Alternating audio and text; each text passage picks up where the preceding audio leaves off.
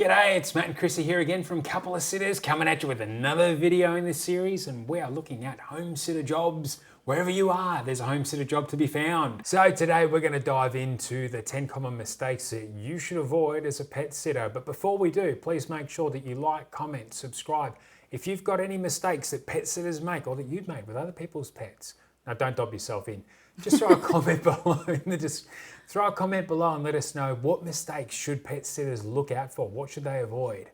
Off they go, bags in tow. Matt and Chrissy hit the road. Maps unfold, stories told. Adventures never getting old. Matt and Chrissy roam so free through the city, past the sea. So let's get into the mistakes. What are some of the mistakes that pet sitters need to avoid? And if you're a pet sitter, listen up, because these are deal breakers. So I think the first thing to address here is people who are failing to get the necessary information about the pet's routine and their needs. And this could be as simple as, does the pet have any allergies?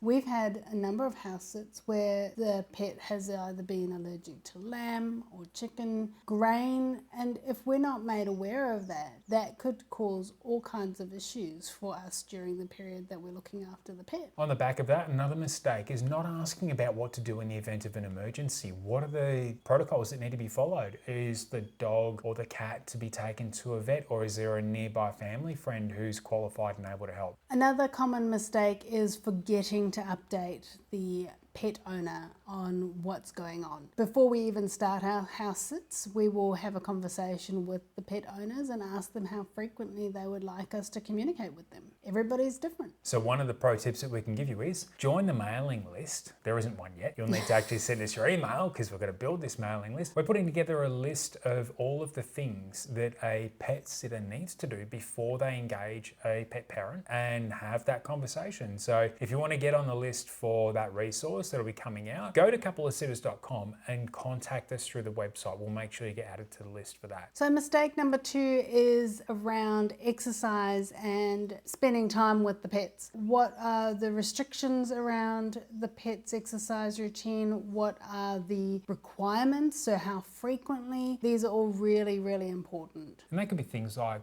when does the dog get taken for a walk? If you're in a hot climate, you don't do it in the heat of the day. If it's a cat, it might be allowed out during the day. Some on a leash and a lanyard, which we've had before. Others are allowed to go out during the day on their own terms, and as long as they're back in at night, they're okay. Another thing to consider is food and exercise as a combination. For example, when we were looking after Molly and Odin, they would go for their walk first and then they would eat. And if you swapped it around and did it the wrong way around, they would get sick. These are sort of things that you want to avoid. Yeah, you don't want to be picking up pukey kibble. No, it's not fun.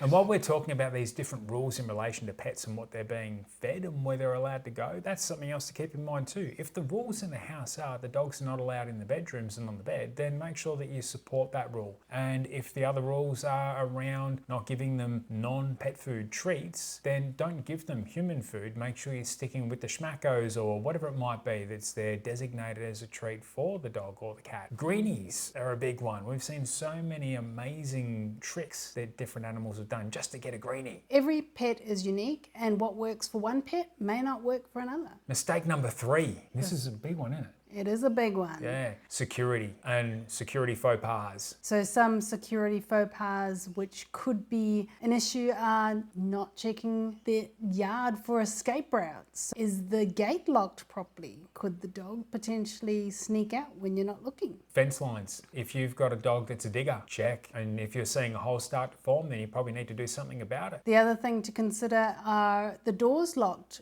and the windows locked when you leave or when you go to bed, because some properties require extra vigilance in regards to making sure that the property is secure. You don't want to go and leave things like keys or alarm codes unattended or in an unsecure location. So make sure you keep those in mind too. Remember that it's your responsibility to take care of the pets and the home. So make sure that you're doing the right thing. Mistake number 4 is not being prepared for various emergencies and emergency situations. So that's a really good point. We need to make sure that we are asking the homeowners, are there fire blankets? Are there fire extinguishers? Do the fire alarms work properly? These sort of things are so easily overlooked. When you're at a property like the one that we're at right now, the fire management plan can include things like making sure that the leaves and the sticks and all those sorts of things are picked up around the property, and that the combustible materials are not allowed to build up around the house. That's part of the reason why we're here at this point in time. So what about flooding? What would we do in the case of an emergency flooding situation? In a property like what we've got here, the one we're looking after at the moment, we need to make sure that we're doing the, some people might call it the walk of shame. We're going up and down the driveway. It's not a walk of shame at all. There's It's no nighttime exercise. stuff going on. We're going up and down the driveway each day, and we're checking to make sure there's no debris in the drainage. And we're taking the leaf blower and we're just blowing leaves off the driveway, which is a gravel, unsealed driveway, over into the garden bed, so that if it does rain, it's not going to run down and block the drains, which if that was to happen, the amount of water that moves down this drainage system in this area is so full on that it would just rip the driveway apart and cut a completely new creek straight through the driveway. So keeping yourself prepared and aware will really help. So that's more around property maintenance, but what happens in the event of a flood? Well, for the home, you can't do too much about the home, unfortunately, in a lot of cases. You can lock things up and control certain risks to the best of your ability, but if water's rising, water's rising. The only thing you can do is get what's important to you out of the house as quickly as possible, and make sure that you're getting the pets and anything else that's important to the owner as well. Not at your own risk or the animal's risk. You and the animal come first, but if you've got things that you really need for the other side of the sit that you just can't live without, then make sure you grab that too. And of course, make sure that you're reaching out to the emergency contact people. That could be a neighbour, it could be a family friend, it could be a family member, and obviously notify the homeowner as well. And if things get bad enough, as some emergencies certainly can, don't be afraid to call 000 or whatever the emergency hotline number is for wherever you're watching this video from. In Australia, don't dial 911. I have had that happen at a workplace. Really? Yes. Another mistake you want to avoid is potentially having the pet getting access to something they shouldn't, like your prescription drugs. These sort of things can be lethal for pets, so we want to make sure that they are kept out of reach and don't become an accidental emergency situation. So mistake number 5, and this one we do see from time to time, is people who are posting and potentially oversharing on social media. So don't go down the route of assuming that it's okay to snap pics of the animals that you're looking after and just chuck them up on Insta, or set up an Instagram account for the puppy, not unless you got the permission from the owners first. We ask if it's okay if we put posts up on Instagram and share the pets with other people that we're connected with as well. In most cases, we find the owners actually end up following us on Instagram, and they prefer that as a way for us to be able to communicate with them and keep them updated as to what's going on with the pet sit. And if you are posting on socials, don't in the location of where you're at. Don't check in at their address. Don't give away where they're at. Make sure you're keeping their address confidential. You'll find that in a lot of cases, the house sitting websites don't give you the address until the sit's locked in and confirmed. So don't give away the address to anyone else online. Additionally, you don't want to be sharing any private information about the pet or the homeowner. That is their private space. Do not do it. Don't do it. Don't do it. Respect the privacy and security of the client. They are your client. You are providing a service. Good customer service is making sure the customer's looked after. Mistake number 6, Chris. Oh, this could be a big one. They're all big ones, but this one They I think is are. particularly big, yeah. Number 6 is about introducing new elements into the environment. Yeah, we're talking about things like new toys and new treats. Now, it might sound harmless. If you're bringing new toys in, these toys could consist of things like plastics or whatever it might be that the dogs aren't really exposed to normally, probably for good reasons, and they could be allergy-related reasons. It could be that there are certain treats that are not permitted in the house for those types of reasons as well. Sticking to the rules and making sure that you just work with what you've got. If you want to bring a treat to win the pet over when you're meeting them for the first time, check with the owner first to find out what treats are acceptable. So another common mistake is changing the pet's routine or the living space. Try not to move furniture around, or if you are going to move furniture, put it back before you move out. That could mess with people a little bit. One of the things I will do when I get into a house sit, particularly if I do need to move something to set up a workspace for myself to be able to work effectively, is I'll take a photograph of what it looked like prior to moving it. And that way I know how to set it back up once I'm finished. So another one which falls into the space is potentially bringing visitors or other animals onto the property without permission. Always get permission before you have guests, and if there's another animal to be brought onto the property, make sure that's clearly disclosed as well, because you don't want another dog turning up to the property uninvited and with the pet parents being completely unaware that's what's going on, because if anything goes wrong in those situations, it's just not good. So to summarize that one, stick to the agreed upon care plan for the pet and the home, and do not go outside those rules without permission. Mistake number 7 is neglecting the exercise or the mental stimulation that your pet requires. Skipping or taking short walks that are not part of the schedule might aggravate some pets. Some pets require a little bit more stimulation than others, and messing up their routine will make it harder for you. When Chris says skipping, she doesn't mean like literally skipping down the street, but something else you want to make sure that you do not do is overlook engaging the pet. You're there as a part of not just the pet's feeding routine and exercise routine, but also for care and mental stimulation. So enriching the pet's time with those activities, it's the one-on-one contact, the bonding. That's really important. If you notice that the pet's looking a little bit underwhelmed or deprived, maybe you're just not paying enough attention to the pet at that point in time. So if you've got a dog that's lying there sulking, they're already missing their pet parents, so go over and give them a bit of a belly rub and just let them know that you're there and you love them. In short, if you are very, very busy and sometimes forgetful, might help to keep a log of how frequently you're engaging with the pet. That way you can have a clear understanding of whether you're giving the pet enough attention, and obviously, as Matt said, you need to keep an eye out for the signs that the pet is wanting more attention. You can always make things easier on yourself too by setting an alarm. You can have like walk alarms and feed alarms and things like that, so you can put these into your calendar as a scheduled appointment. That way you're able to keep yourself on track and also fit it in around your workday. Mistake number 8 is mishandling medication, you could call it, but it's probably just being a little bit careless with medication when it's something that really needs specific attention and a focus. You want to make sure that you're not skipping accidentally the required doses at certain times. If you've got a chicken that needs to be given medication in the morning and the evening, then you need to make sure that you're going out there and you're doing it at each time consistently. So if it's 8 o'clock in the morning and 5 o'clock in the evening, set an alarm and make sure that you're out there and you're doing that at those set times to keep that routine consistent, because the medication is going to need to be given in consistent intervals to make sure it works properly. And if you forget to give the pet their medication, don't double the dose. That could be dangerous.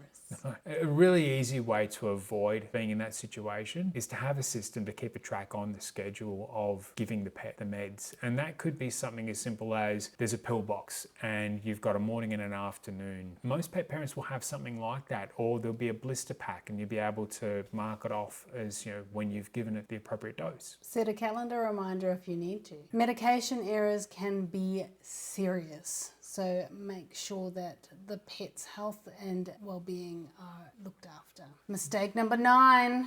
Overconfidence with animals you don't know. And this can be a huge thing. In a previous role, I was responsible for reading gas and water meters, and in a lot of cases, I was exposed to a lot of dogs, probably hundreds of dogs a week. And you got to learn the signs that they would demonstrate, if they were approachable, if they were not approachable. I'd only ever been caught out once by a dog in all the years that I was doing that, thinking that I'd read the scene right, and I hadn't in this one situation. So as good as you might think you are, you may be off in that situation. Some dogs, they've got a really good poker face. When you do approach a dog, it's a good idea to not get straight down into the dog's face, down at eye level. Just let the dog sniff you, walk around your feet, whatever it might be, and let them approach you at their pace without you feeling that you need to be the first to make contact. Let them make contact first. Every pet, Every dog is totally different. So it's important to ask the pet owners for specific handle instructions. You don't know the animal's temperament, so it's better to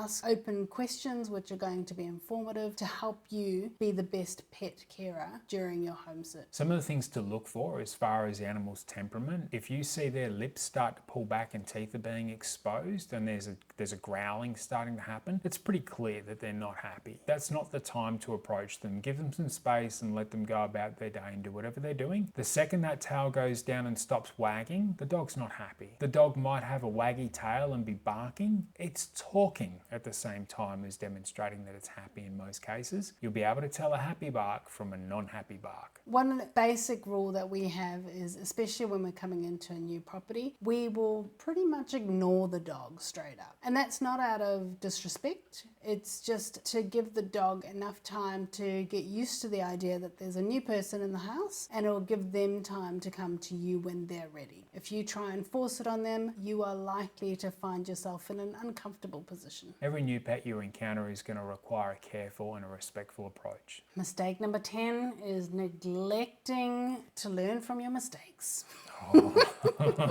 It's a lesson, or it's a learning experience. It's a learning experience the first time it happens. If you make it again, then it's a mistake. So learn from them. Yeah, in short.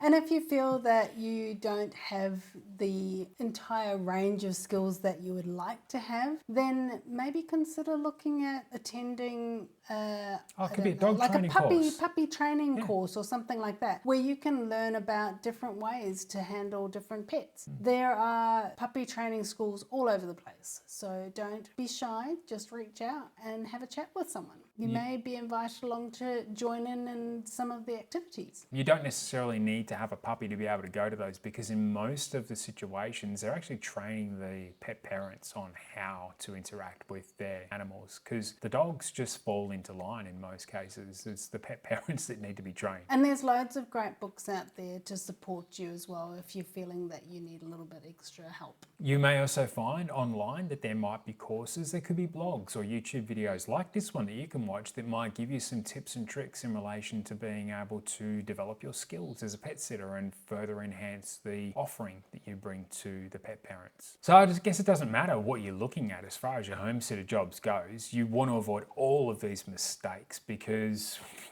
they're deal breakers. Yeah, some of them can make your life very difficult if you stray off the beaten path and try to forge your own way. There's a reason why the pet owners have a welcome guide to give you practical advice on how to care for their pet's needs. Make sure that you refer to it if you are lost, because there's loads of great information in there. Being a good pet sitter really requires genuine care and attention. That's all that it requires. Just follow the instructions and just care.